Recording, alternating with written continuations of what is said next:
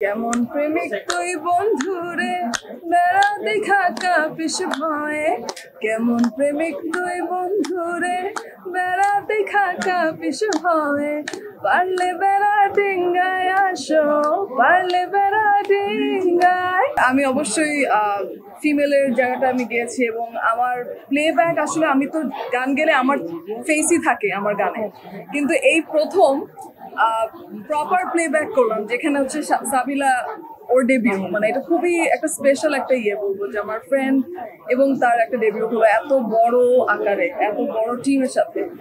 গানটা গেয়ে ফেলো। প্রেমিক তুই বন্ধুরে বেড়াতে খাতা পিস ভয়ে, কেমন হ্যাঁ হ্যাঁ সবাই সাবিলাও গেও না, সাবিলার গাওয়াও খুব খারাপ, শুধু গাইতেছে সেই গান। একসাথে গাওয়া লাগবে। সাবিলা নাচে ভালো। কেমন প্রেমিক তুই বন্ধুরে বেড়াতে খাতা পিস ভয়ে, কেমন প্রেমিক তুই বন্ধুরে বেড়াতে খাকা পিস ভয়ে, পারলে বেড়া ডিঙ্গায় আসো, পারলে বেড়া ডিঙ্গায়। বাস আর হবে না।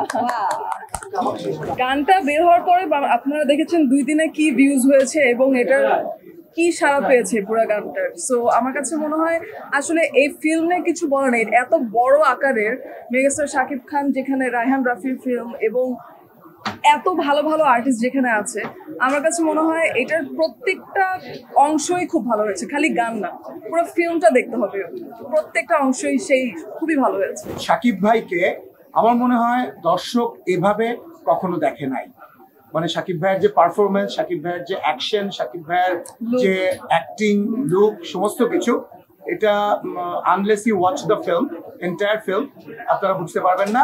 শাকিব ভাইয়ের তুফান ছিল তার 250তম ফিল্ম এবং বরবাদ 51তম, এটা হচ্ছে 252তম ফিল্ম ওনার।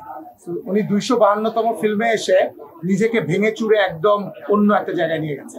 আমি একদম আই ক্যান গ্যারান্টি ইউ যে শাকিব ভাইকে এই লুকে, আপনারা তুফানে যে লুকে দেখেছেন এটা একটা লুক ছিল, বাট এই লুকে শাকিব খানকে এবং এই অবতারে এইভাবে করে শাকিব ভাইকে কেউ দেখে নাই কখনো।